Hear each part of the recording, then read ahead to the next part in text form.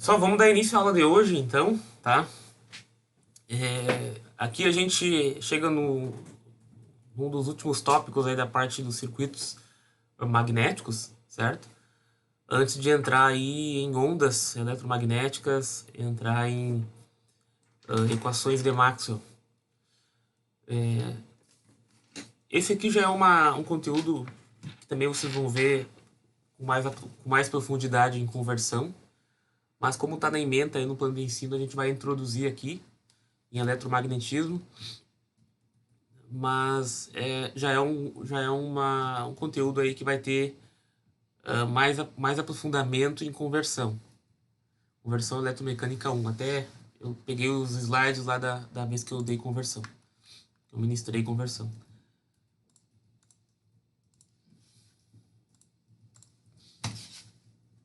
Então a gente falou sobre o indutor, né? Quais são os parâmetros que caracterizam o indutor? Geometria do circuito magnético, composição e construção do núcleo, número de espiras da bobina, resistência do fio, comprimento médio do núcleo e seção reta do núcleo magnético. Então, o indutor, por si só, né, eu vou ter essas características aí, né, pensando aí no indutor que eu tenho, por exemplo, assim, né? Eu tenho aqui um núcleo aqui dentro. Um núcleo ferromagnético, né? Então aqui está meu indutor, tá? Ou assim também, né? Assim não é tão usual, mas enfim, o que eu vou ter de características aí, né? A geometria do circuito magnético. Qual que é a geometria do circuito magnético? É exatamente isso aqui. Isso aqui é a minha geometria do circuito. Agora a gente está falando desse circuito magnético, ou seja, um caminho onde eu vou ter circulação de linhas de campo magnético, certo? Aqui está o meu caminho. Aqui está o meu circuito magnético. A minha geometria aqui é uma geometria retangular, certo? E o que vem a ser esse circuito magnético? Ele é um material ferromagnético, certo? Onde esse material eu vou ter uma maior facilidade de condução de linhas de fluxo, uma vez que a minha permeabilidade dentro desse material é maior, né? Aí a composição, né? Uma segunda característica é a composição e construção do núcleo. Então, qual que é, do que ele é composto? De ferrite, de ferro? Qual que é a composição desse núcleo? Lembrando que vai ser sempre um material ferromagnético, né? Ou seja, que eu tenho domínios fortemente orientados quando na presença de um campo elétrico, de um campo magnético, perdão, externo. Eu vou ter o número de espiras da bobina, ou seja, o número das espiras aqui que o meu indutor ele vai ter, né? Ele vai possuir. Eu vou ter uma resistência do fio. Esse próprio fio aqui ele vai ter uma resistência, apesar de ser baixa, eu vou ter uma certa resistência. O comprimento médio do núcleo. O comprimento médio do núcleo seria essa distância aqui, né? Ou aqui no caso é esse caminho aqui, né? Exatamente em cima dessa linha aqui eu tenho meu comprimento médio. Tem que ser, né? Porque se eu calcular o meu comprimento médio na borda, se eu calcular o meu comprimento na borda vai ser maior, né? Aqui eu tenho um comprimento do núcleo maior, né? Se eu somar todas essas arestas aqui, eu tenho um comprimento maior. O comprimento médio é sempre o comprimento central ali, né? O caminho mais curto. Não o mais curto, o médio. Né? O mais curto seria a aresta interna. E a seção reta do núcleo magnético. Então, qual que é a profundidade disso aqui, né? Qual que é a área da seção transversal aqui, da seção reta.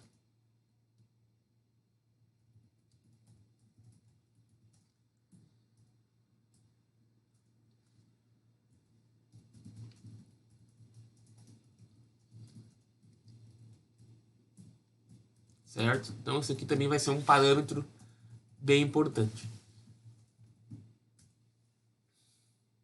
A indutância é a propriedade de um elemento do circuito pela qual a energia pode ser armazenada num campo de fluxo magnético. Aparece no circuito somente quando há corrente variável ou fluxo. Então eu tenho que ter corrente variável ou um fluxo variável, né? Então eu vou ter uma indutância, senão eu vou ter o quê? Se eu tiver uma tensão contínua e uma corrente contínua, eu vou ter um curto-circuito. Lembram da aula passada? Vou ter, se eu aplicar uma tensão contínua no indutor, eu vou ter um curto-circuito. Por quê? Porque eu não vou ter corrente variável, essa corrente variável não vai gerar um campo magnético variável, esse campo magnético variável não vai me gerar uma tensão induzida, né? Uma força eletromotriz induzida, eu não vou ter força eletromotriz induzida. Se eu não tenho força eletromotriz induzida, eu não vou ter corrente induzida, que é aquela corrente que se opõe à corrente originária do campo magnético, certo? Então eu não vou ter indutância, eu vou ter simplesmente um curto-circuito. Um fio enrolado sem ter corrente variável, né? É simplesmente um fio com uma certa resistência. A corrente total que vai circular nesse fio vai ser a razão entre a tensão aplicada sobre a resistência.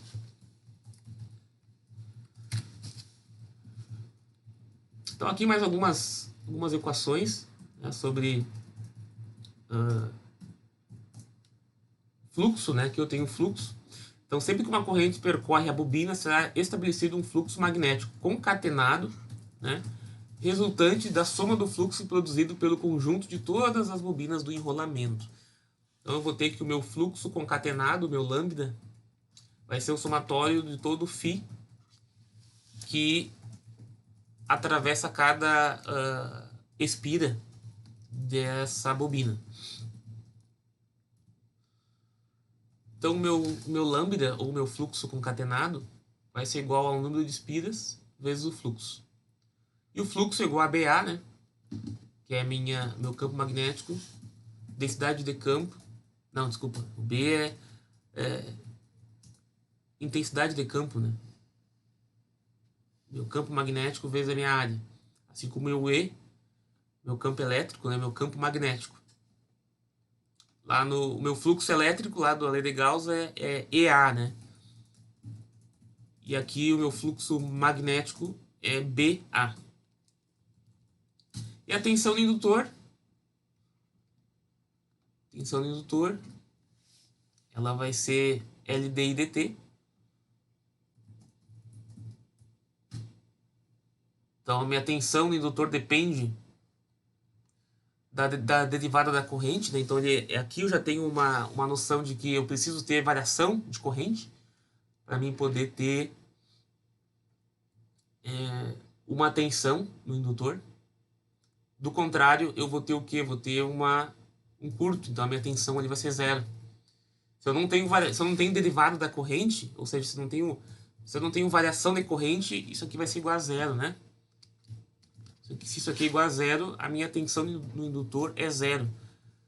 Ou seja, eu não tenho diferença de potencial entre o início do indutor, ou o início da minha bobina, e o final da minha bobina. Se eu não tenho diferença de potencial, quer dizer que aquilo ali é um fio, é um curto-circuito, certo? E a minha corrente vai ser... A corrente do indutor vai ser 1 sobre L, né? 1 sobre a indutância integral da minha tensão VLDT mais a corrente que já está lá, né? Corrente inicial lá. Meu parâmetro inicial. Qual que é a corrente no instante zero?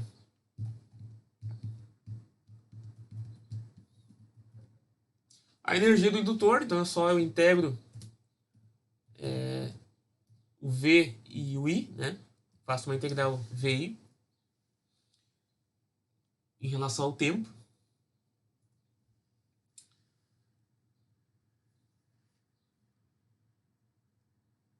E eu posso, né, fazer aqui que a minha tensão VL é igual a LDI dt, certo? que é a mesma coisa que uma integral de 0 a i, L, I, DI, certo? Eu estou mudando o domínio aqui, né? Mudando em relação ao que eu estou fazendo a integração, antes era em dt, eu estou fazendo em di agora. Faço a integral de 0 a i. E aí encontro a fórmula da energia, né? A energia no indutor é 1 meio de Li ao quadrado.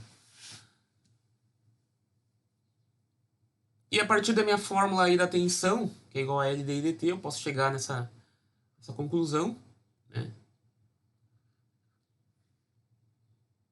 O VL igual a N dφ dt, que é uma expressão parecida lá com aquela lei de Faraday que a gente tem, né?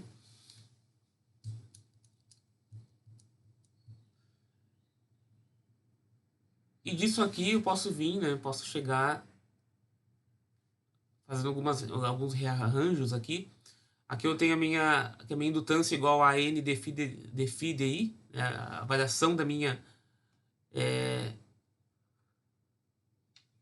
variação do meu fluxo em relação à minha corrente.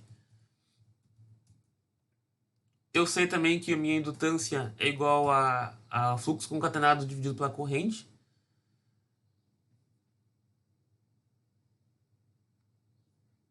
Então eu posso dizer aqui que a minha indutância é igual a N ao quadrado mi vezes A dividido por L, tá? Deixa eu ver se não tem uma outra dedução aqui, agora olhando essas equações aqui, talvez esteja mais fácil de entender, tá? Deixa eu ver uma coisa aqui, eu acho que eu tenho.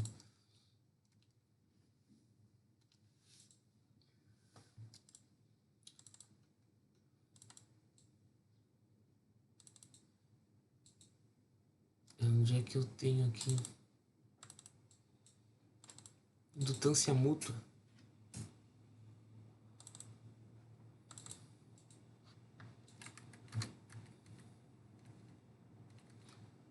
Se eu não me engano, eu tenho, quando eu falo da indutância mútua,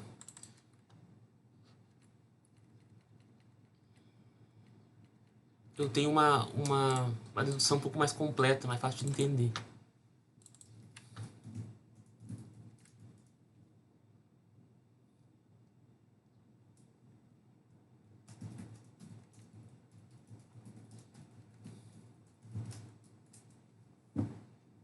Tá, aqui, ó. Esse aqui acho que é um pouco melhor de entender, tá? A gente tá falando do indutor aqui, né? A gente tá pegando algumas fórmulas aqui e tá manipulando, né? A gente tá falando do indutor, ou seja, de autoindutância, né? Então a indutância é um parâmetro que varia com o tempo no mesmo circuito, tá? Então a gente tem que o nosso H, que é a nossa intensidade de campo magnético, ela é igual ao meu B, que é o meu campo magnético, dividido para minha permeabilidade, certo? Que é a mesma coisa que a minha corrente dividido por 2πr. E o meu H é igual a número de espiras vezes a corrente dividido pelo meu comprimento da minha seção transversal, tá? Mas vamos tentar entender como é que a gente chega nessa fórmula.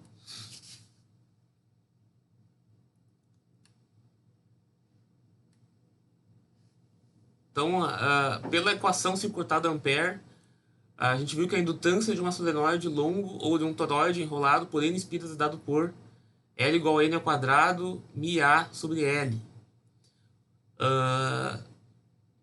E o fluxo concatenado é igual ao número de espiras vezes φ, ou Li, né? Indutância vezes corrente.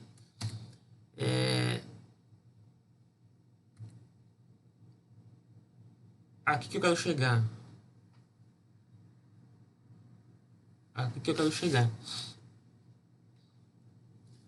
Aqui é uma dedução de como é que a gente encontra a tensão do indutor, tá? Pela lei da indução, de Faraday tem a tensão induzida. Deixa eu ligar esse ar aqui.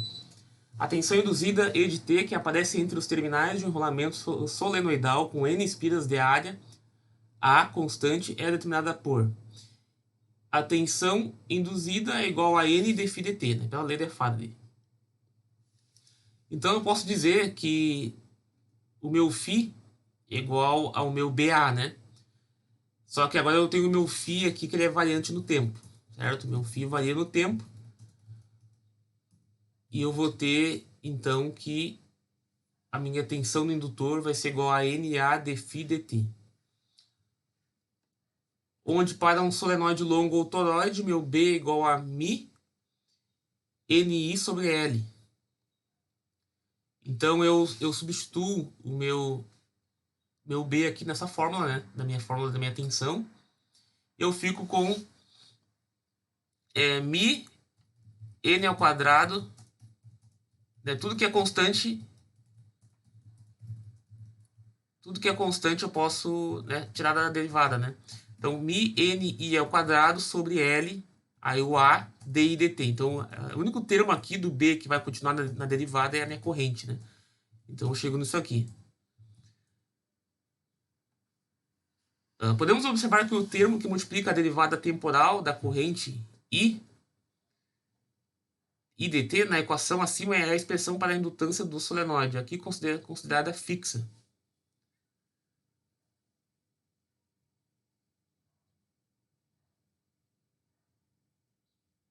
Podemos observar que o termo que multiplica a derivada temporal da corrente I dt na equação acima é a expressão para a indutância do solenoide. Então, tudo isso aqui que está multiplicando a derivada é a equação para a indutância de uma solenoide, né? Então, daqui que eu venho com a dedução da minha tensão no indutor, né? Minha tensão no indutor. Essa equação aqui da solenoide a gente viu na aula passada, né? Na aula de... Não sei se é a aula passada, na outra aula. Antes da aula da indução. Lá na aula da lei de Ampère, né? Deixa eu ver aqui qual foi a aula que a gente viu isso.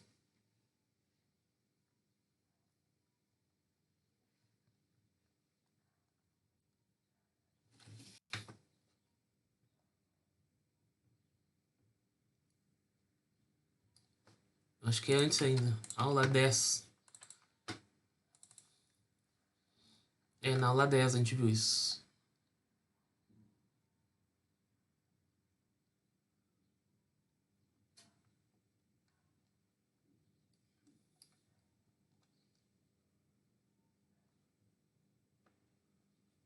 Aqui a gente viu que o campo magnético, né? O campo magnético produzido por um fio é igual a B, μ, corrente dividido por 2πr, né? Então, a partir da lei de Ampère, a gente encontra qual que é o campo magnético produzido por um fio. Aí, na solenoide ou toroide, como é que fica? Eu tenho, então, que o meu B vai ser igual a μ0 e N, né? Esse N aqui é o número de espiras, né? Vou ter essa multiplicação aqui para cada espira. Para cada espira eu vou ter uma contribuição, né? Eu não estou falando só de um fio agora, estou falando de N espiras, né? Então, como esse fluxo vai concatenar, vai somar, eu só multiplico a minha fórmula do B com esse N. Certo? Então, para solenoides e toroides, eu vou ter que o meu B vai ser exatamente a fórmula da lei de Ampère, exatamente a fórmula da lei de Ampère, vezes o meu N aqui, né? Multiplicado pelo meu N. Certo? Multiplicado pelo meu N.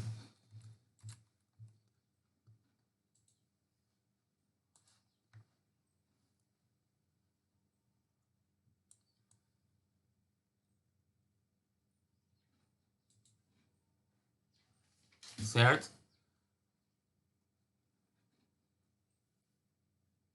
E esse L aqui é o comprimento, né? O comprimento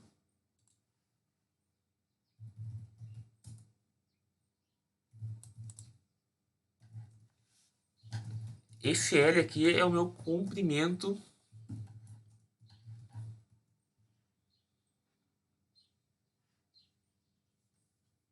comprimento do fio.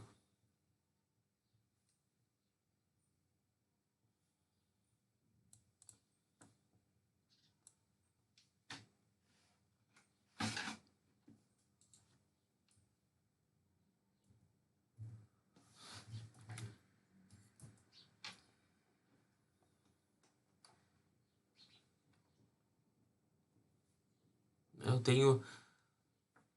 Deixa eu ver aqui. Meu B é igual a M0 e N sobre 2πr. Esse 2πr aqui vira...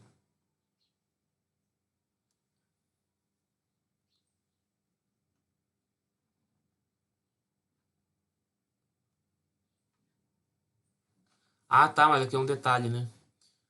Aqui esse N aqui é espiras por metro quadrado, né? Esse N aqui é espiras por metro quadrado. Então eu tenho N por L, né? Por comprimento, L, né? Então aquele L vem do comprimento.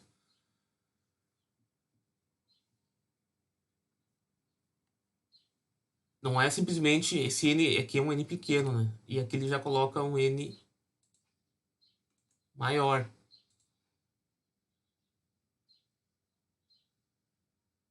O 2πr aqui vem do comprimento do fio, né? Aqui até o desenho. Então aqui o meu L, certo? Aqui o meu L. Uma vez que eu tenho um toroide. Um toroide é um núcleo circular, tá? Solenoide é um núcleo retangular.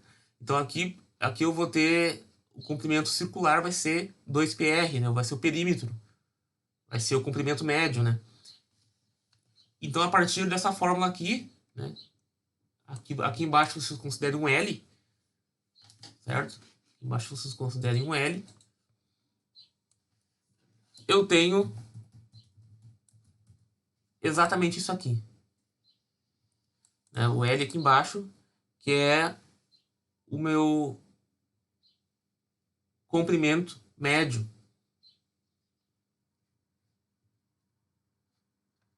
E aí, substituindo aqui, eu tenho... substituindo aqui na tensão do indutor, eu fico com essa expressão aqui. Agora, dessa expressão aqui, como é que eu calculo a minha indutância? Aqui a gente está vendo várias aulas aqui, né? Deixa eu ver aqui qual aula que a gente viu a fórmula da indutância.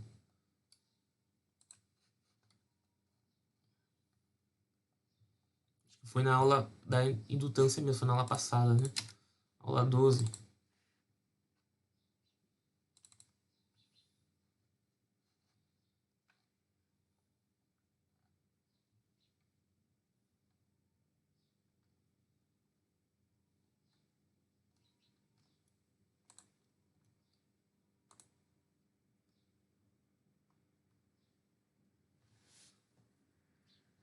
Aqui, né?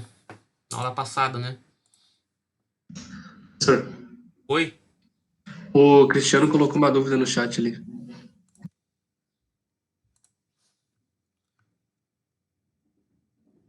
Professor, poderia explicar a diferença de N grande para N pequeno? Tá, o N grande é o número de espiras, né? E o N pequeno é número de espiras por metro. Tá? Número de espiras por metro. Essa é a diferença de um para outro, tá? Então, o campo magnético dentro de uma solenoide é B igual a μ0 e N, né? Que é o que a gente viu ali.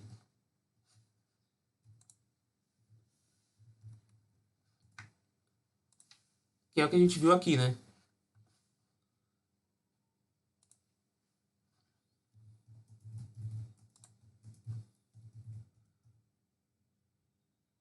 A gente viu aqui.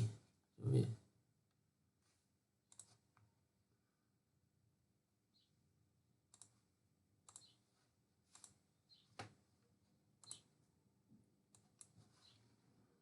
Agora eu fechei de novo aqui. Fechei de novo, deixa eu abrir de novo aquela aula. Aula 10.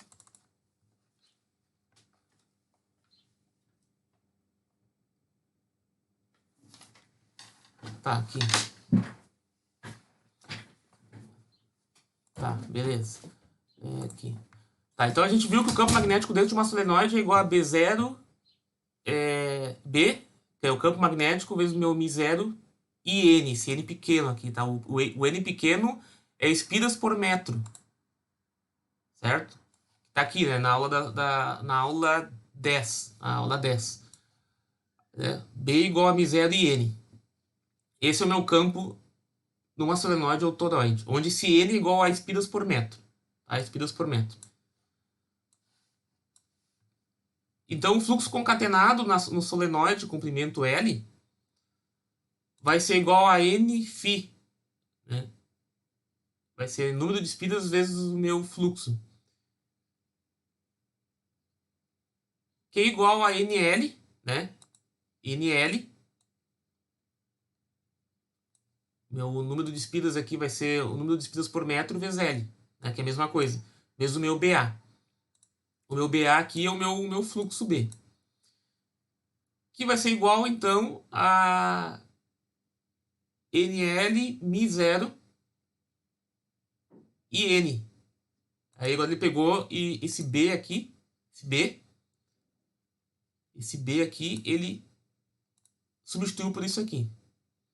Então ficou NL μ0 e N. Tá? A indutância é número de espiras vezes fluxo sobre corrente. Né? Então daqui eu tenho a fórmula da indutância, que é μ0, N ao quadrado, N pequeno, né? N ao quadrado, LA.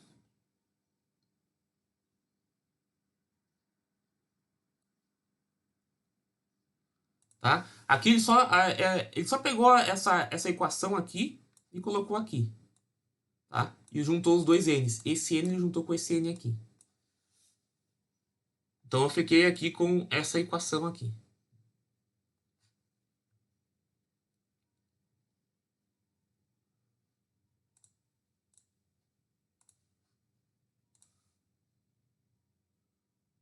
Tá? Que é exatamente a equação que está aqui. Ó.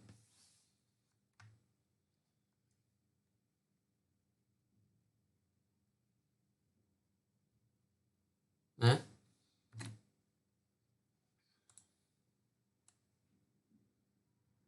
N ao quadrado L.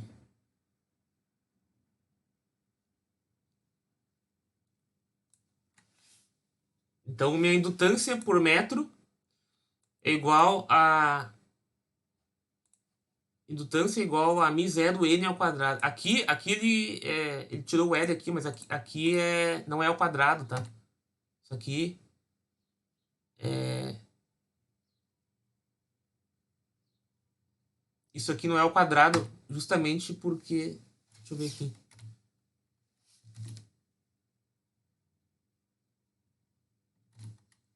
Ou é ao quadrado aqui? Porque aqui eu tô com L aqui, né?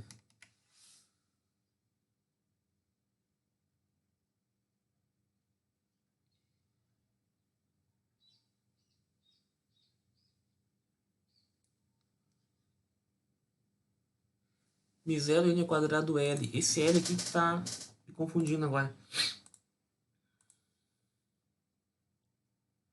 Indutância por metro igual a L vezes μ0 N ao quadrado A. Porque simplesmente... Aqui tem um L junto. Tem um L junto, só faltou um L aqui. Certo? Tá. Então daqui que eu venho com a minha fórmula da minha indutância, né? Sem depender de corrente nem fluxo. E a partir dessa fórmula aqui,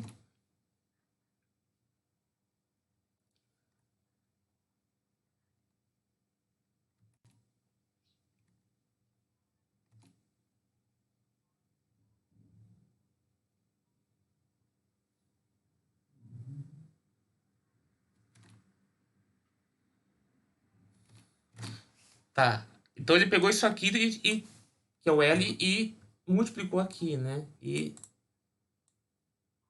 substituiu aqui. O N ao quadrado A, só que aqui é N grande, né? Aqui é o N pequeno. Aqui a única diferença meu N, ele é espida por metro, né? Espida por N grande por L.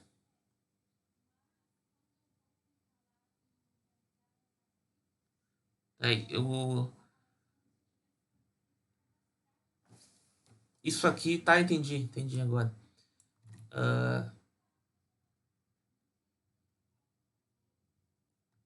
Tá, entendi. Isso aqui é minha fórmula da minha indutância. O meu N é igual a espida por metro, ou N grande sobre L. Tá, vamos colocar aqui essas equações aqui, para ficar melhor de entender. Equações indutor. Vou colocar aqui essas equações.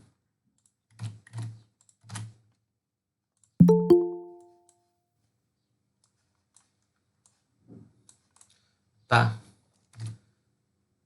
Tá, essas equações estão ali, vamos dar para fechar isso aqui. Salva. Tá, a equação do solenoide, vamos colocar aqui do lado. A equação do solenoide, meu B,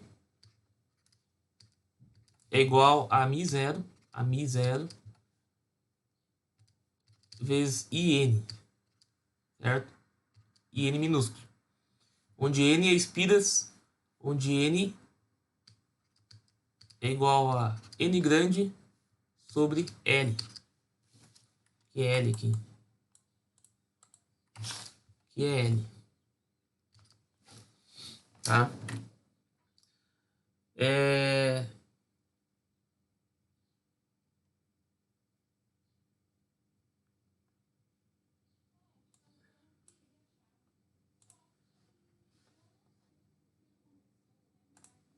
Vamos colocar tudo isso aqui junto. Deixa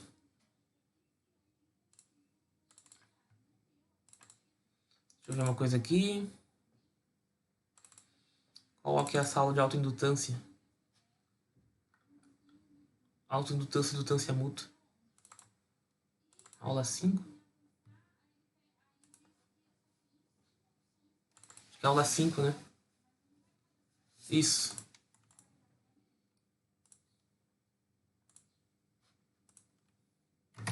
Vou colocar essas equações aqui para nós desvendar isso aqui.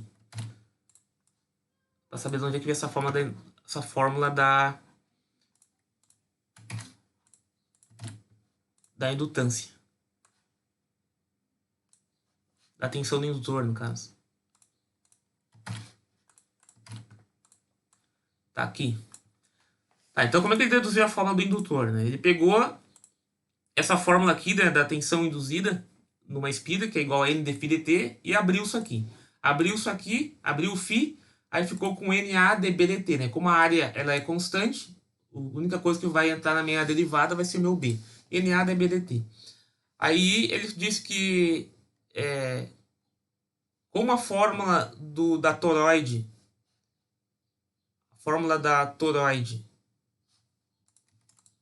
é igual a isso aqui, né? Isso aqui é o toroide, né? A fórmula do toroide. Que é igual a isso aqui, né?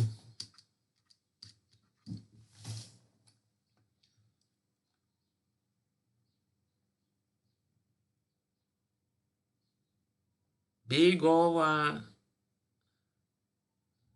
Se eu substituir isso aqui ali, se eu botar NL ali, eu chego nisso aqui, né? Se eu pegar essa equação aqui e isolar o N, eu vou ficar com NL, né? Que dá exatamente isso aqui. Eu boto o N aqui, eu vou ficar com exatamente com isso aqui.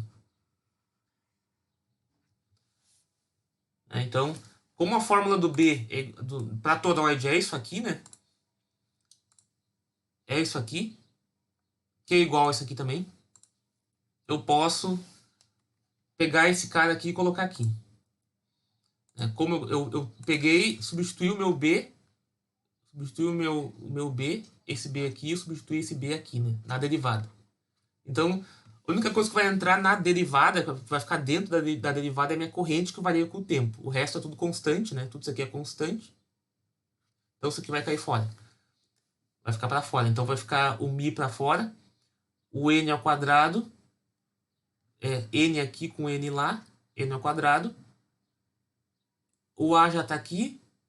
E o L aqui embaixo. Tá? O L aqui embaixo. Ele está falando que isso aqui é a indutância. Né? Isso aqui é a indutância. Então o que a gente tem que é a indutância mesmo? Aí, aqui a gente tem que a indutância é L mi zero n ao quadrado LA, né? Ou se eu quero deixar com... Aqui eu tenho n grande, né? Aqui eu tenho n grande. Para poder substituir eu tenho que achar o n grande aqui. Então vai ser o meu L, vai ser igual a mi zero n ao quadrado sobre L ao quadrado vezes LA, né? Então eu vou ter que o meu L vai ser igual a mi zero n grande ao quadrado, aí corta aqui, vezes A sobre L embaixo. Que é exatamente o que eu tenho ali, né? Se eu pegar isso aqui e levar para lá, é a mesma coisa que eu tenho ali. Meu L é igual a isso aqui.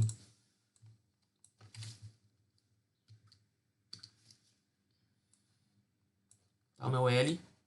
Vou levar o meu L para lá, só para comparar mesmo. Né? Que eu vou substituir ali, né? Que é o que ele fez, ó. Ele substituiu aqui, tá? Claro que ainda vai ter essa questão do Mi, né? Que aqui eu tô com Mi zero aqui. Só que, claro, o meu Mi é igual ao meu Mi R vezes o meu Mi zero, tá?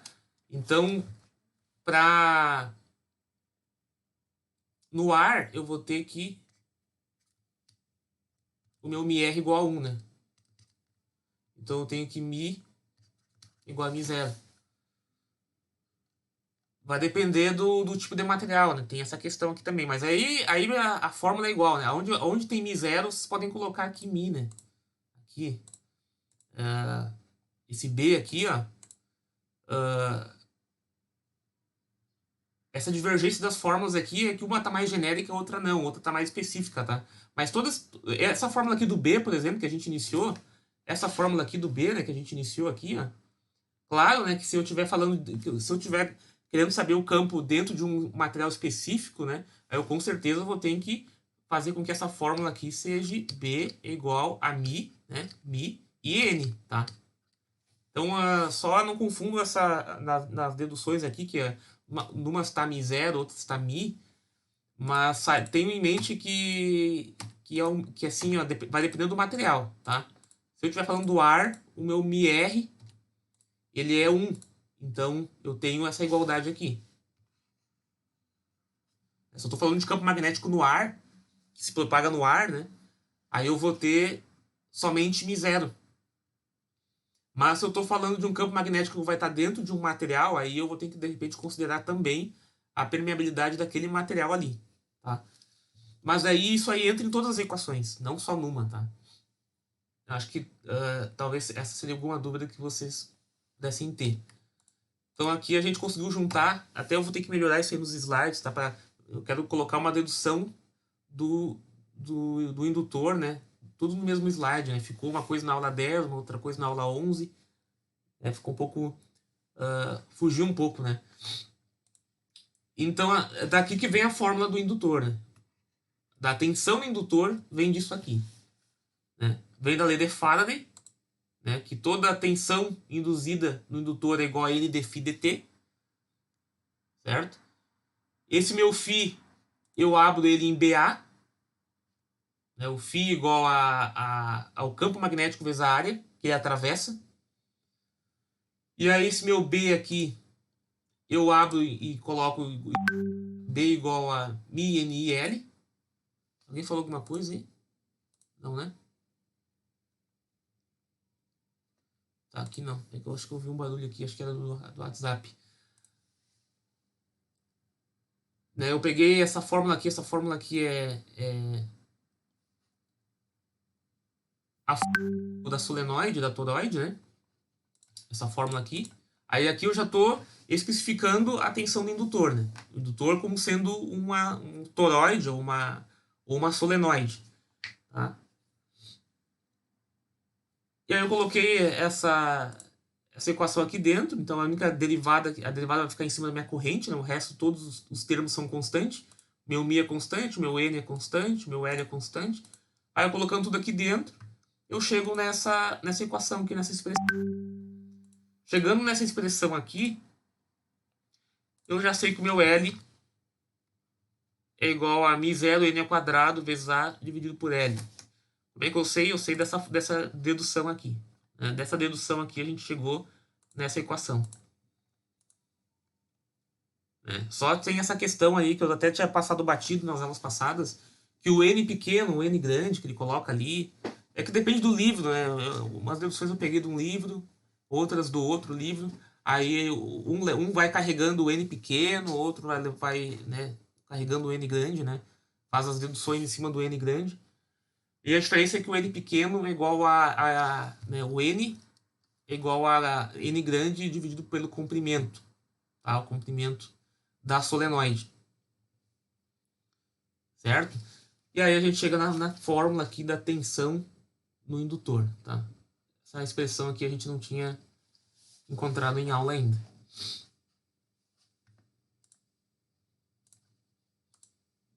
Beleza? Tá?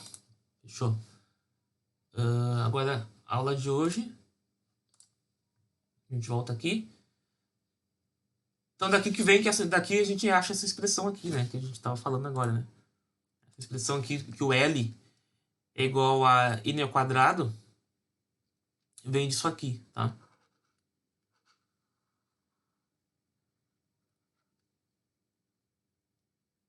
Então, L igual a n ao quadrado, μA sobre L, vem daquela expressão lá da toroide, tá? Da indutância de uma toroide.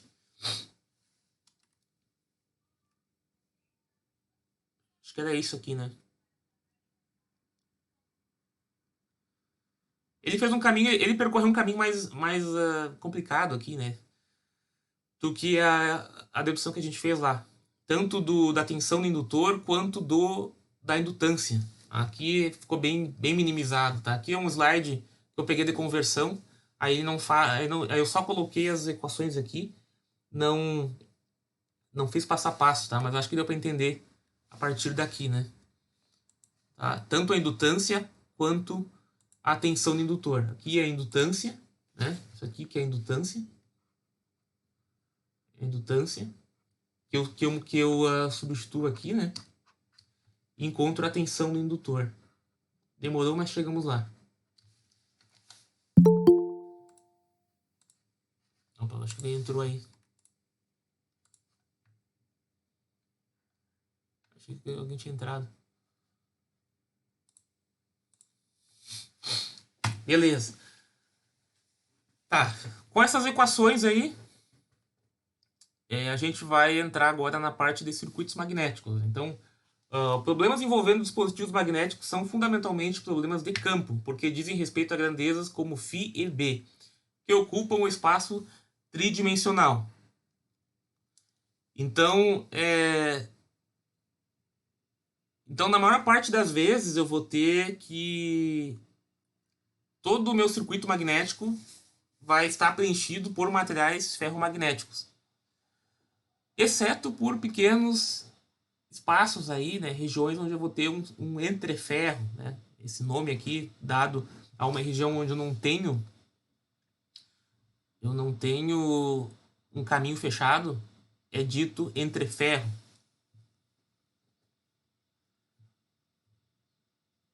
Então, por que eu vou ter um entreferro, né? Ou por vontade do projeto ali, né? Por necessidade do projeto, ou na verdade, sim, ou porque precisa colocar um entreferro, ou por desejo mesmo ali de ter um controle, né? Então, no indutor, o aumento do entreferro evita a saturação do núcleo e diminui o efeito de esterese.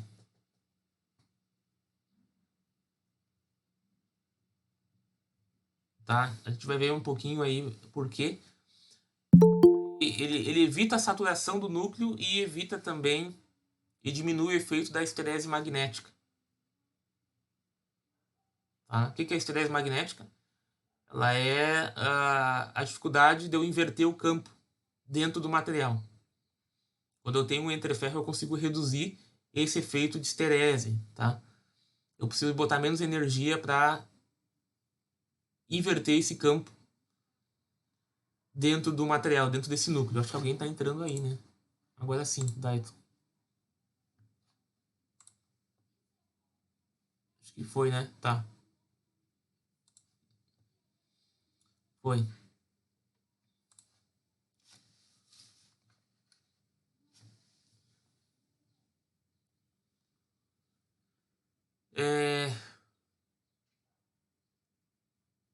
Então aqui, né, nesse exemplo aqui, a gente está considerando que todo o fluxo que vai ser gerado aqui, né, ele vai percorrer esse caminho aqui, né. Claro que, né, de uma forma real, né, na prática, eu vou ter dispersão de fluxo de linhas que vão fazer esse caminho aqui, né, tá? Isso aqui a gente vai desconsiderar por enquanto, nos cálculos aqui, tá? Mas entendo que vai ter sim aqui uma dispersão. Nem todas as linhas de campo vão percorrer esse caminho aqui, né? A maioria vai percorrer esse caminho, uma vez que esse caminho oferece uma resistência menor à passagem de linhas de campo, uma vez que esse material é um material ferromagnético. Assim como um condutor oferece um caminho para a passagem de cargas, né, de elétrons, no circuito magnético eu vou ter que um material ferromagnético ele vai oferecer um caminho mais de menor relutância. Agora aqui não é mais a mesma palavra, tá? Em vez de ser resistência, a gente fala relutância, tá? Então ele vai oferecer um caminho de menor relutância para essas linhas de campo.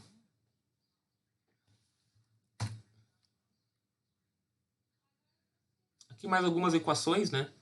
Então já definimos que o B, que é o campo magnético, é igual a μI sobre 2πr, onde meu fluxo é igual à integral de B dA. Considerando um campo magnético uniforme, né, eu vou ter meu fluxo igual a BA. Representando o campo magnético de forma que seja independente do meio do qual o fluxo magnético está imerso, né, se eu dividir o B pela permeabilidade, eu tenho um campo que independe do local, né, onde ele está imerso, né, que é o meu H. O que é esse H? O H é a intensidade de campo. A intensidade de campo magnético. E essa intensidade de campo magnético, esse H, é igual a NI sobre L. Que é praticamente a equação que a gente viu lá. A gente não viu aqui, né? Da toroide. Tá? Aqui o meu B, né? Aqui, ó. Meu B é igual a MNI sobre L e o meu H agora é NI sobre L, né? Como eu estou dividindo por Mi, então corto os dois Mi e eu fico com essa expressão. Então, pela lei de Ampère de circuito, eu sei que a integral do HDL é igual à minha força magnetomotriz. Se eu fizer a integral agora do meu HDL, eu sei qual que é a minha força magnetomotriz. Eu não estou falando mais de força eletromotriz, força magnetomotriz. Tá? A minha força magnetomotriz é igual a HL, que é a intensidade de campo vezes o comprimento, né? Ou igual a B dividido pela minha permeabilidade vezes o meu comprimento. Então eu posso chegar numa conclusão que a minha força magnetomotriz é igual a HL, que é igual a Φ vezes L dividido por μA.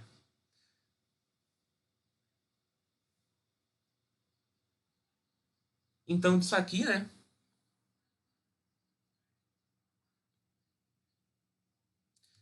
Igual HL, tá? O que que é o meu HL? Desculpa, o que que é o meu H? Não é essa fórmula aqui. Como é que disso aqui a gente chega nisso?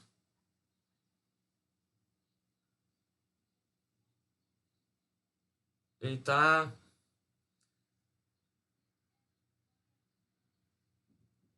Esse H aqui, ele tá substituindo por quê? Ele tá substituindo por Φ dividido por μA. Φ dividido por μA. Claro, claro. Aqui eu tenho que o meu Φ, que o meu B aqui, dessa fórmula aqui, eu tenho que o meu B é igual a Φ sobre A. Né? Meu B é igual a Φ sobre A. E eu sei que H é igual a B sobre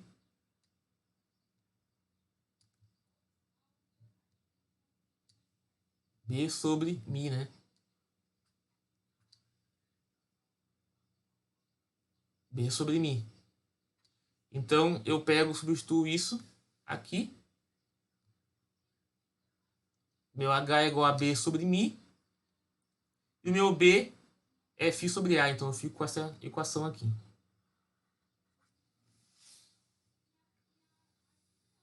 Certo?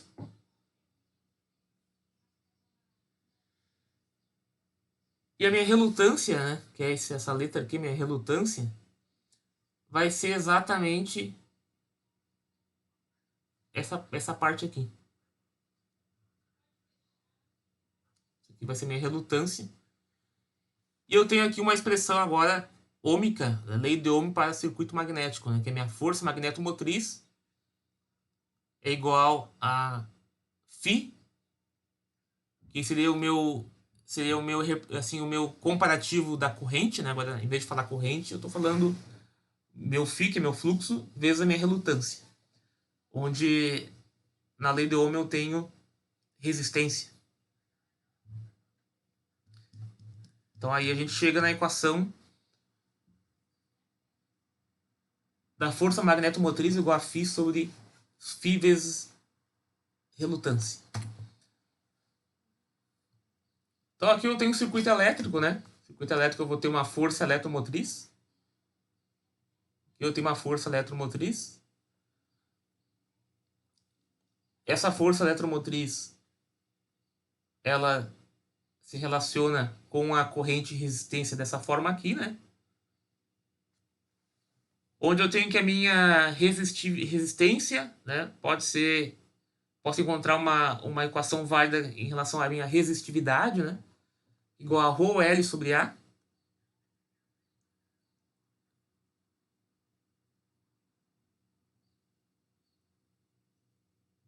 Que é a mesma coisa que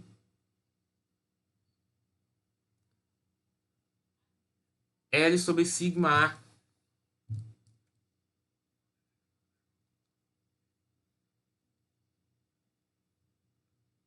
O ρ é a minha resistividade, né? E o meu sigma é o inverso da minha resistividade, que é a minha condutividade, né? Meu sigma é condutividade. Então eu encontro aqui uma expressão, né? Da minha força eletromotriz é igual ao meu comprimento dividido pela minha condutividade vezes a minha área vezes a minha corrente. E do circuito magnético... Ficou frio já. Circuito magnético, eu tenho o quê? Eu tenho que a minha força magnetomotriz é igual a N vezes I, número de espiras vezes corrente, eu encontro a minha força magnetomotriz, certo? A minha relação aqui, então, a minha corrente se relaciona com o meu Φ e a minha força eletromotriz se se relaciona com a minha força magnetomotriz. A minha força magnetomotriz é igual a HL, certo? E o meu H é igual a B sobre U. E o meu B é igual a φ sobre A. É isso, né? B é igual a φ sobre A, né? A B é igual a φ sobre A. Aqui. B é igual a φ sobre A. E aí eu encontro uma fórmula bem parecida, né? Que relaciona aí um circuito elétrico com um circuito magnético. Tá? Circuito elétrico eu tinha ali força eletromotriz igual a comprimento dividido por condutividade vezes área, né? Tudo isso multiplicado pela corrente. E na força magnetomotriz eu tenho a meu comprimento dividido pela minha permeabilidade. Aqui eu tinha condutividade, capacidade daquele material de conduzir corrente. E aqui eu tenho minha permeabilidade, capacidade daquele material de permitir a passagem de linhas de campo magnético. Linhas de campo magnético. E aí eu fico com a minha expressão final aqui também, né? Que a gente viu antes. Que é força magnetomotriz igual a relutância vezes o meu φ. Tá? Beleza. Então aqui eu tenho dois circuitos. Né? Como é que aqui meu circuito real e como é que eu fico com um circuito, né, já passado aí para força magnetomotriz e as minhas relutâncias, né, R1 e R0. Então eu vou ter que a minha força magnetomotriz vai ser igual a isso aqui, né? Então o RI vai ser a relutância magnética do ferro e RA a relutância magnética do ar. Então qual que é a relutância magnética do ar? Aqui eu tenho o ar, né? Essa parte aqui é ar, né?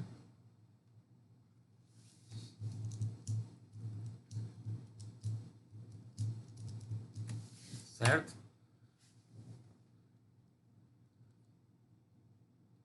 Então aqui eu tenho, né, todas as relações entre grandezas magnéticas e grandezas elétricas, né? A relutância e resistência, né? Sempre deixando as fórmulas mais parecidas possível, né? Então eu tenho aqui a minha permeância e a minha condutância. No G, essa fórmula aqui nem é muito utilizada, né? Minha condutância, né? Não tem muita aplicação direta. Acho que mais para desenvolvimento de materiais. E minha permeância. A força magnetomotriz, né? Minha FMM.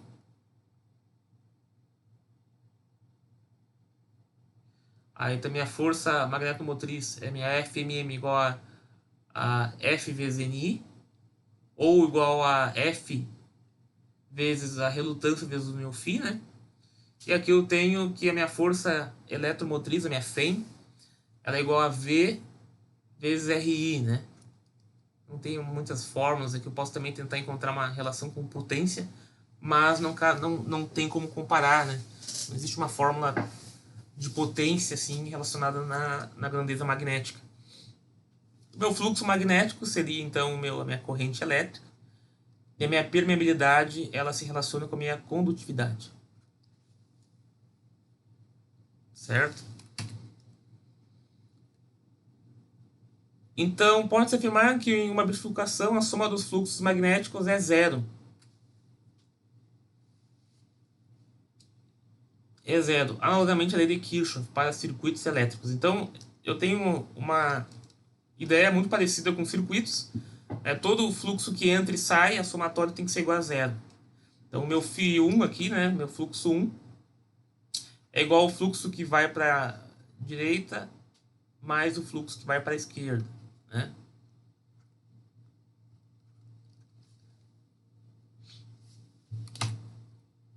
Vamos fazer um exemplo. Vou fazer um exemplo aí.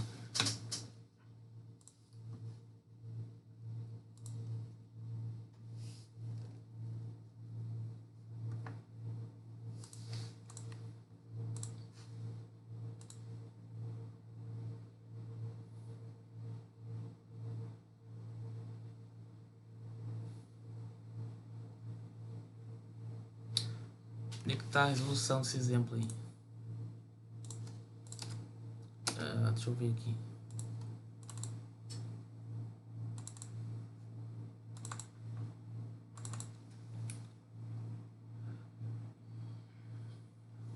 Tá. Um toroide é composto de 3 materiais ferromagnéticos e é envolvido por uma bobina de 100 espiras. O material A é uma liga de ferro níquel.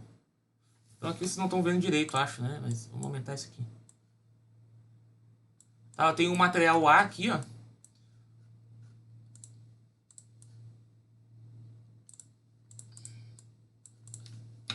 Aqui eu tenho um material A.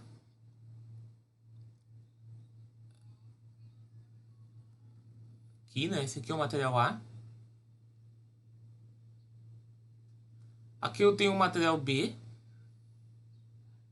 Até aqui. E aqui eu tenho o material C. Tá? 3 materiais aqui, ferromagnéticos. O material A, que é esse aqui. Esse aqui é o B. Esse aqui é o C.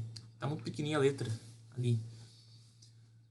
O material A é uma liga de ferro níquel com comprimento de arco médio, comprimento de arco de 0,3, comprimento médio, né? Aquela linha central ali, 0,3 metros. O material B é aço silício médio com comprimento médio de 0,2 metros. O material C é aço fundido doce com comprimento médio de 0,1 metro. Cada material tem área de seção transversal de 0,001 metro quadrado. Tá? Todo toroide tem a mesma seção transversal. A. Calcule a força magnetomotriz necessária para gerar um fluxo magnético de 6,10 na menos 4 Weber, que é igual a 60.000 linhas de fluxo. Tá? Então vamos lá.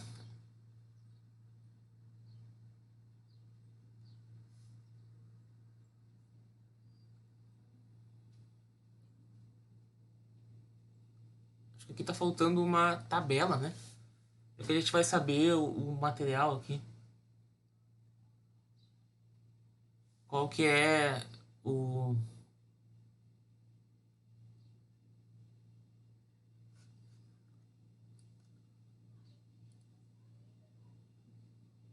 Deixa eu ver aqui.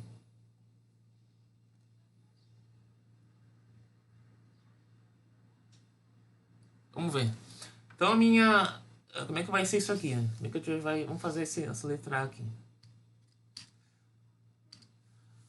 Então a minha força...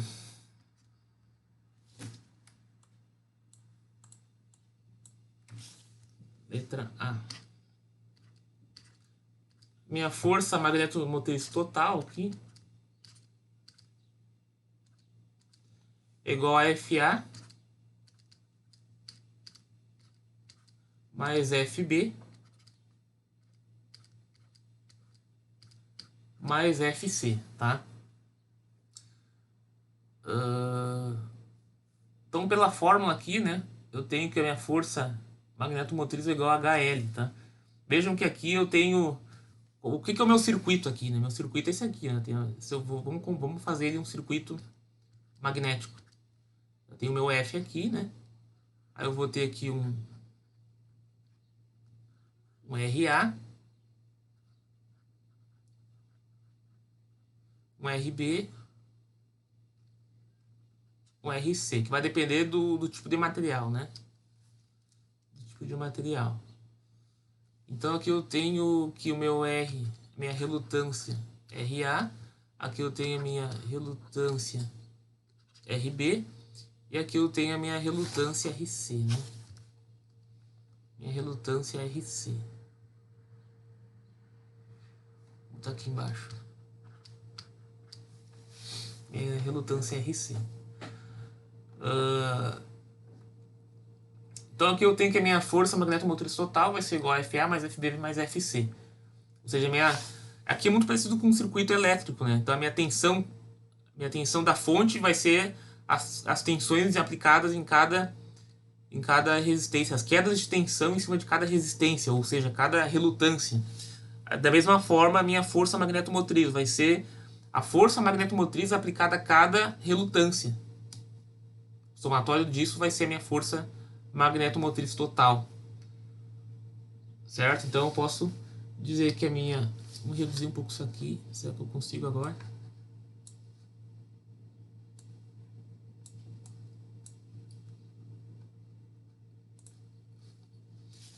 A minha força magnetomotriz total vai ser igual a HA LA mais HB LB mais HC LC, certo? HLA mais HB LB mais HC LC.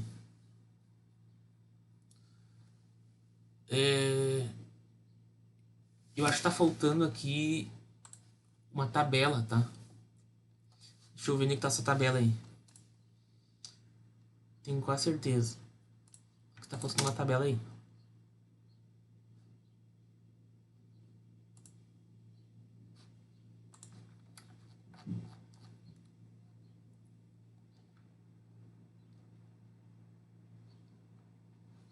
Vamos ver aqui.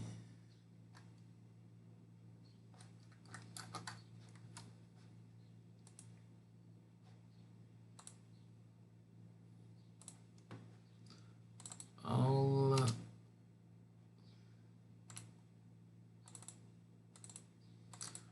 Vamos fazer isso, tem que pegar uma tabela aqui. Não tem como saber onde é que tá quais são os valores. Não, não é isso aqui. Aula 3. Isso, aula 3. Só acho essa tabela aqui.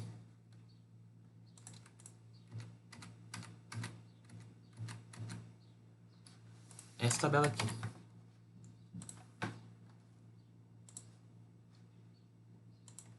Tabela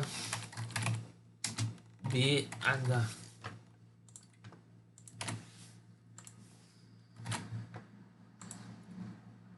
Tá, aqui a tabela.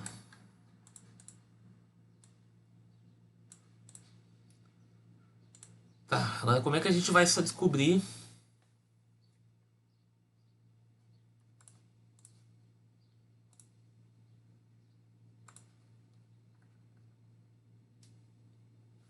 Tá, ele passou aqui para cada material, o tipo de material. Ó, o material A é uma liga de ferro níquel, com comprimento de arco médio de 0,3 metros.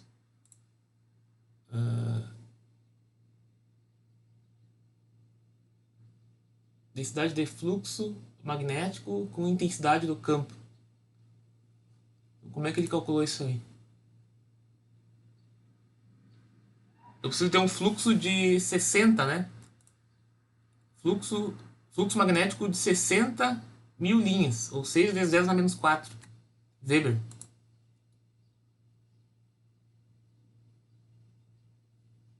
Seis vezes 10.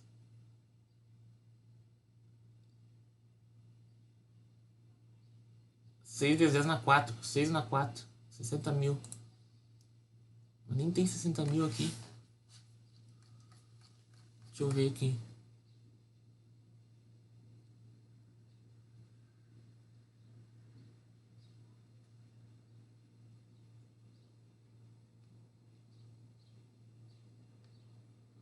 Ampere espirometro. Deixa eu ver como é que foi feito isso aqui que eu não me lembro.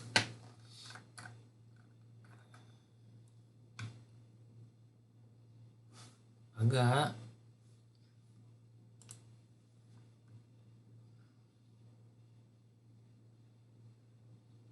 Densidade de fluxo magnético. Densidade de fluxo.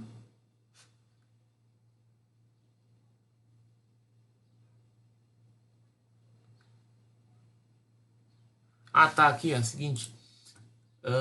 Eu tenho que o meu campo...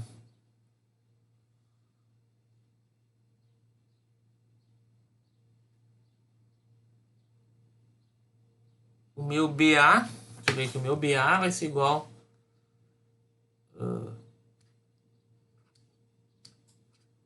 BA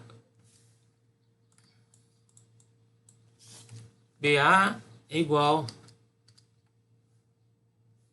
a B que é igual a BC. Tá? Independente do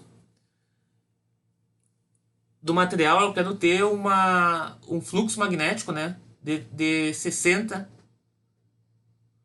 um fluxo magnético de 60.000 linhas, né? Então, meu BA é igual a BB igual a BC,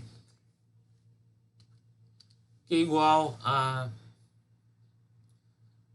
ao meu fluxo ali, que é 0,0006.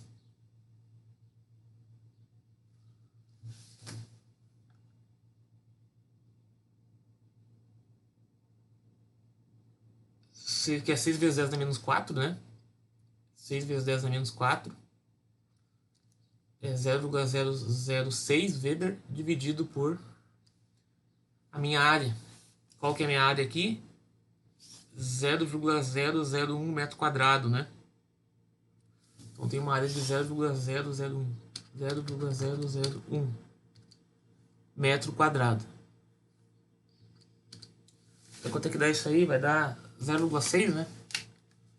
0,0006 dividido por 0,001 é 0,6. Eu tenho 0,6 Tesla. Tá, então agora sim, a gente vai na tabela com esse B aqui, né, que é igual para todos, e vai calcular qual que é a intensidade de campo que eu vou ter que ter em cada um. Então,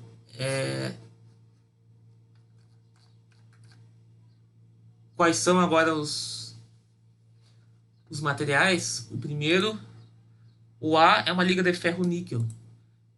Liga de ferro-níquel 0,6. Dá 10 aqui, né?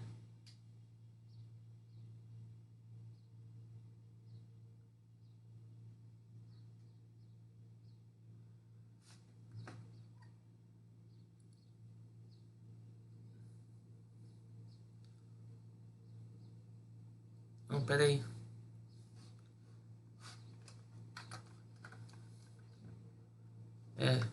Ferro-níquel 0,6 aqui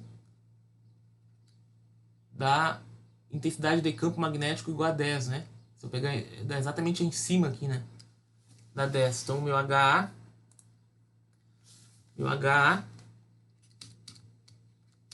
vai ser 10 ampere espida por metro. Ampere espida por metro. Né? A minha unidade aqui é ampere espida por metro. Então, meu segundo material é arco. Tá. O segundo material é aço silício. Aço silício, que é o segundo aqui.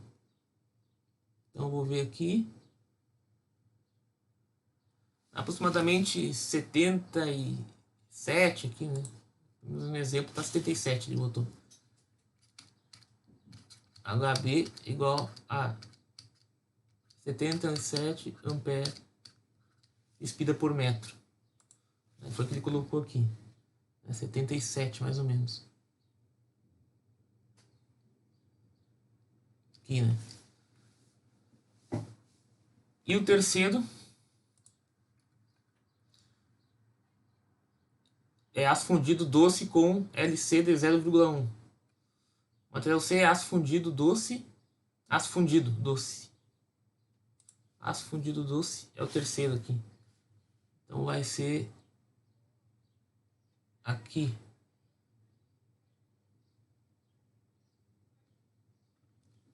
Tá? Mais ou menos ali.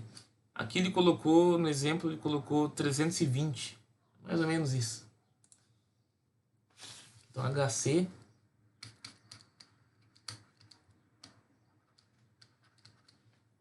320 amperes espida por metro. Veja que isso aqui é uma curva BH, tá, pessoal? Uma curva de campo, densidade de fluxo magnético por intensidade de campo. Então, quanto mais eu aumento a minha intensidade de campo, como que aumenta minhas linhas de campo, certo? Isso que ele está... essa curva é exatamente aquela curva que a gente viu na aula, aquela... acho que a gente não chegou a falar sobre isso aqui, né? Não chegou a falar sobre curva BH. Mas, basicamente, é uma curva ali de saturação, né? Onde eu vou ter...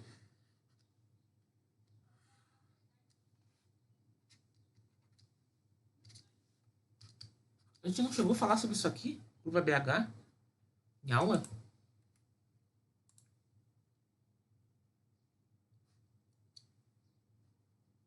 Acho que a gente não falou dessa curva aí.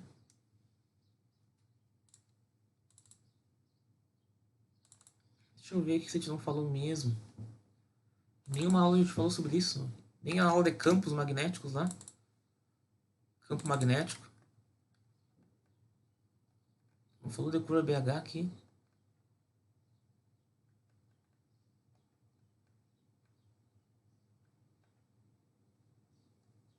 A gente não falou de curva BH mesmo, né?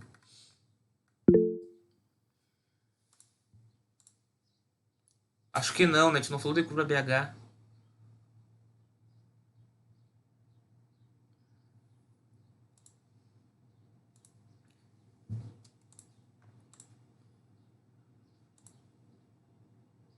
A curva BH, pessoal, basicamente é uma curva onde eu vou ter... deixa eu pegar uma curva aqui e colocar aqui. Eu tenho aqui um exemplo fácil para nós colocar aqui. Aula 6.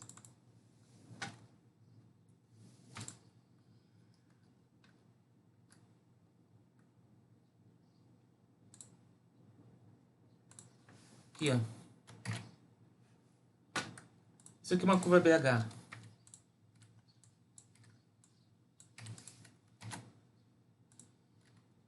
Não, mas eu quero só isso aqui. Puxou tudo isso aqui, não queria tudo isso.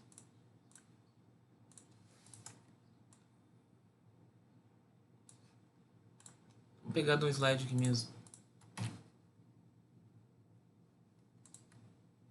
Tá. Essa aqui é minha curva BH. Essa aqui é uma curva BH. Onde eu tenho aqui a minha intensidade de campo, que é o H, e o meu B, que é o meu fluxo, né? Minha densidade de fluxo. Então, quanto mais eu aumento a minha intensidade de campo, o meu B não responde linearmente a essas variações aí, tá? Por quê? Esse aqui, esse aqui é uma curva melhor. Esse aqui tá melhor até. Então aqui a gente tem, por exemplo, um exemplo bem clássico aqui do que é essa curva BH, tá? Então aqui eu tenho a minha intensidade do campo aplicado, tá? Estou aplicando uma intensidade de campo, então o material segue uma curva de magnetização não linear quando magnetizada do zero, tá? O material satura quando todos os domínios estiverem alinhados com o campo magnético. Então, não adianta aumentar mais a minha intensidade, que o meu material já está saturado, certo? Ele já alinhou todos os domínios possíveis frente àquele campo. Ele não vai conseguir alinhar mais domínios.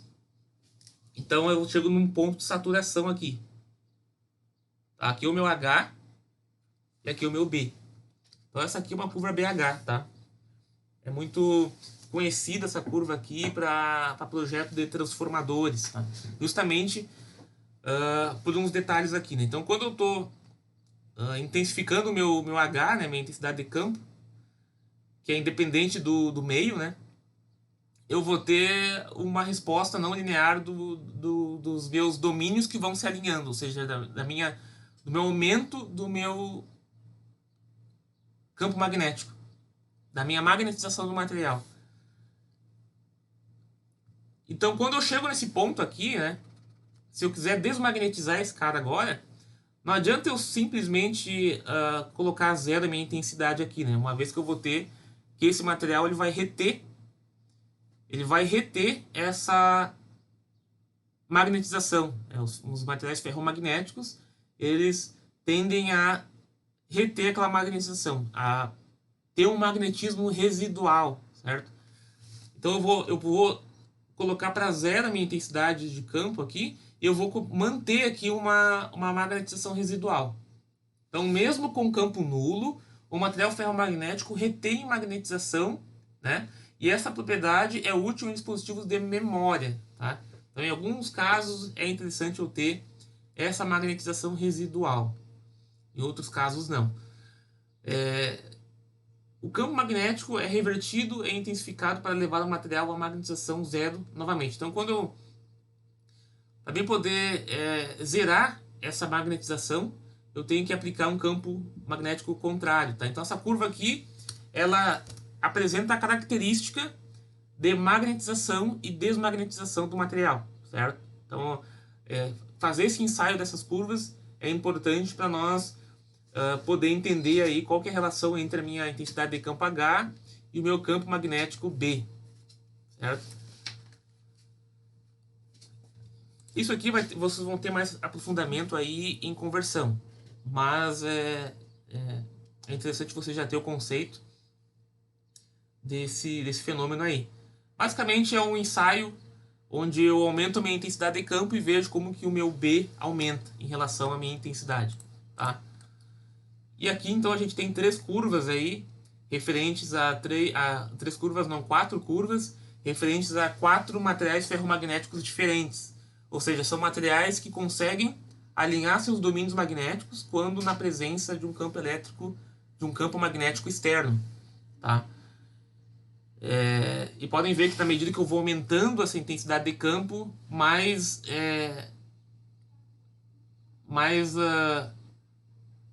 horizontal fica as curvas, né? As curvas vão tender a fazer isso aqui, né? Justamente porque vai chegar num ponto de saturação, né? Então, mais ou menos isso aqui que vai acontecer, tá? Beleza? Então, essa aqui é a curva BH. Então, é dessa curva aqui que a gente tirou as nossas intensidades. Qual que é a intensidade de campo em cada material capaz de gerar uma linha, uma densidade de fluxo de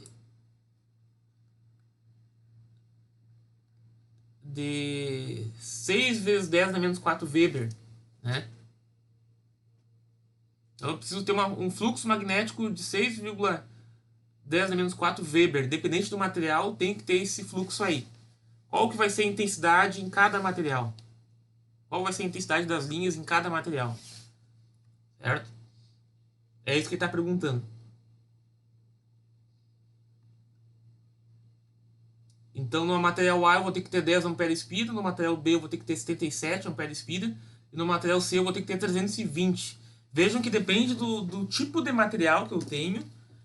Eu preciso de uma intensidade maior para alinhar aqueles domínios, certo? Para alinhar aquela quantidade de domínios magnéticos. Qual a quantidade de domínios? 0,6 Tesla. Tá? Isso que a gente está fazendo aqui. Agora a gente vai calcular qual que é a força magnetomotriz necessária para gerar um fluxo magnético de tal, né? Que a gente vai fazer a soma aqui, o somatório. Então, o que eu vou fazer agora, já que eu tenho os valores das minhas intensidades que eu peguei na tabela, eu vou calcular qual que é a minha força total, né? Então, a minha força... Deixa eu aumentar essa tela aqui. Isso aqui vem para cá. A minha força total, força magnetomotriz total, vai ser igual ao meu HA, 10, vezes o meu LA. Meu LA é 0,3, mais o meu HB, que é 0,2, 77, né? 77 vezes 0,2, mais o meu LC ali, que é 0,1 metro, vezes 320, né? Mais 320 vezes 0,1. Então, se fizer essa multiplicação aqui, soma, vou chegar no valor de 50,4 ampere espira. Tá? Então aqui a gente calculou qual que é a força magnetomotriz necessária, total, né? Para gerar essa minha... Essa quantidade de linhas de fluxo aí, 60 mil linhas aí que vão percorrer esse núcleo, tá? B. Que corrente deve circular pela bobina? B. Que corrente deve circular pela bobina? Então, a fórmula da corrente, a gente usa aqui a segunda fórmula, né? F igual a NI. Então, I igual a F sobre N.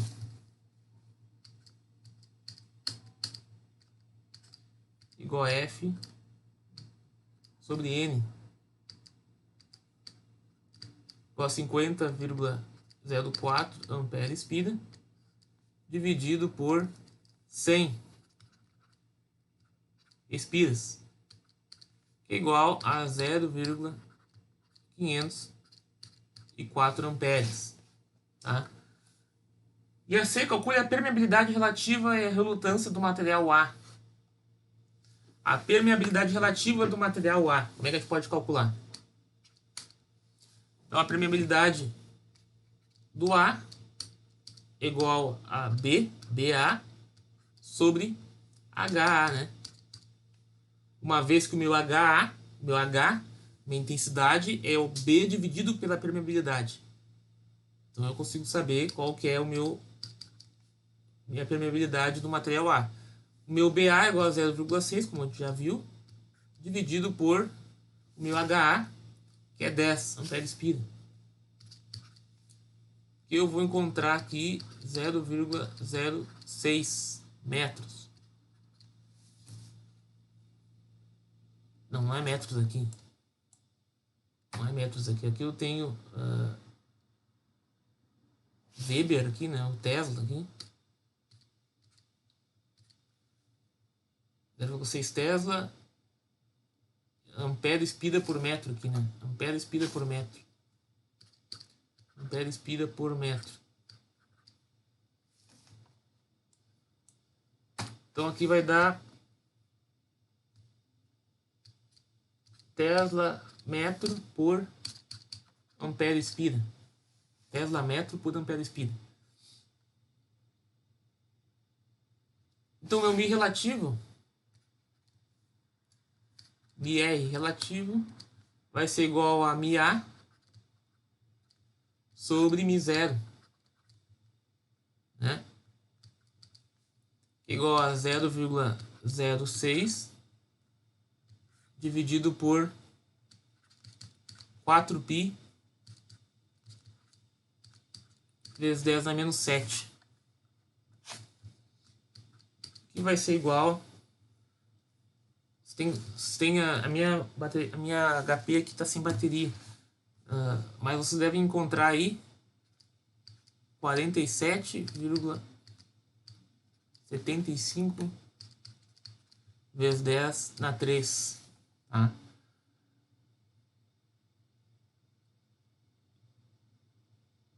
Aí vocês têm Tesla metro por ampere espira.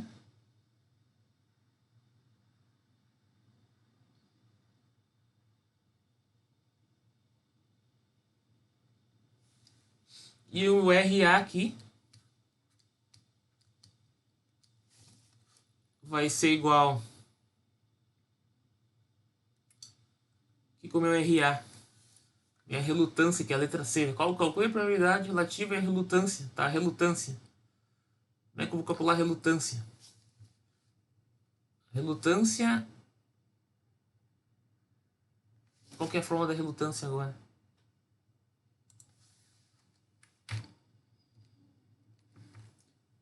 Relutância é igual a força magnetomotriz dividido por o fluxo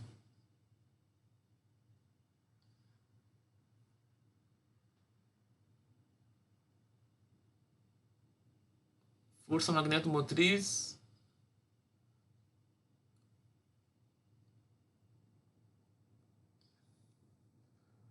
Ou comprimento dividido. Qual forma que ele usou aqui agora? 3. O que é 3?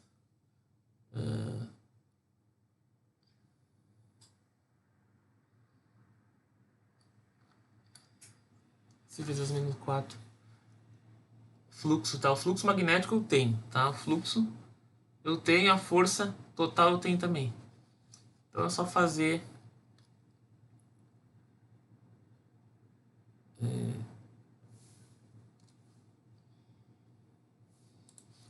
RA igual a fluxo, a força, dividido pelo fluxo. Então o meu RA vai ser igual ao meu fluxo aqui, que é igual a 50. Igual a minha força magnetomotriz, que é igual a 50,4. Dividido por o meu fluxo, que é igual a 6 vezes 10 a menos 4 Tesla. Aqui. Ampere espira, né? Isso aqui vai dar quanto? Se eu consigo ligar essa bateria aqui ainda.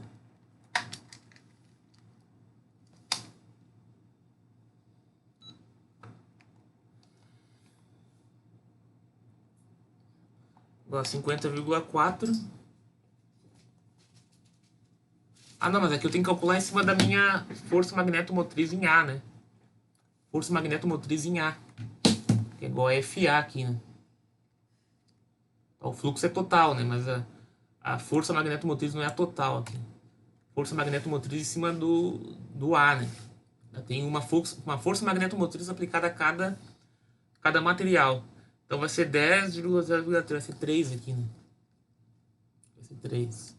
Aí, agora sim. Aí 3 dividido por 6 vezes 10 a menos 4 vai dar igual a 5.000. Beleza? Então aqui a gente consegue, né, calcular aí as forças magnetomotriz, que em cada material eu vou ter uma força magnetomotriz diferente. Calcular, relacionar com a intensidade de campo, né, a partir da curva BH que a gente viu aqui. A gente pegou os valores das curvas BH, mantendo a nossa densidade em 0,6, a gente achou qual que é a nossa intensidade necessária que eu vou ter que ter em cada parte do material, né? Pessoal, ficou alguma dúvida aí em relação ao exercício?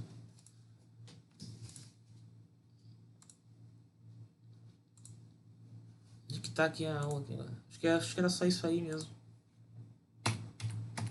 Tá, era só isso, tá? Eu não vou entrar mais nisso aqui, porque aqui eu já entendo que já são conteúdos de conversão.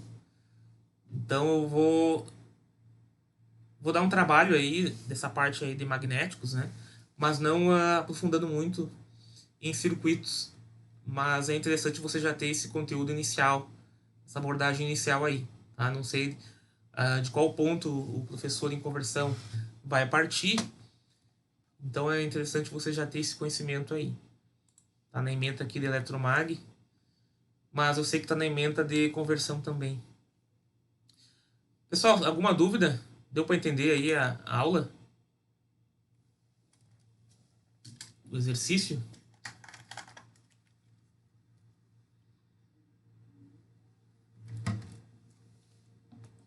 Então a gente fica por aqui, pessoal. Nos encontramos aí na semana que vem, terça-feira. E damos seguimento aí ao conteúdo. Acho que possivelmente na terça que vem vamos definir o seminário 2, né? O trabalho final 2. Que vale bastante coisa, né? Vale bastante coisa esse segundo trabalho aí, né? A gente define isso na terça que vem, tá? Deixa eu ver quanto é que é. Quando que vai ser... Tá, o trabalho final, né? O trabalho final vale 8 pontos esse segundo trabalho, tá? Então a gente define aí esse cara na semana que vem, tá? Na quinta que vem ficou já para apresentação. Bom, isso a gente vê na terça que vem. Só venham na terça da semana que vem para a gente definir o trabalho final, tá? Vai ser um trabalho em grupo. Então, venham aí na aula para nós definir os temas e vocês me disserem aí quais são os grupos aí de cada um. Certo? Bom final de semana para vocês aí. Nos encontramos na terça.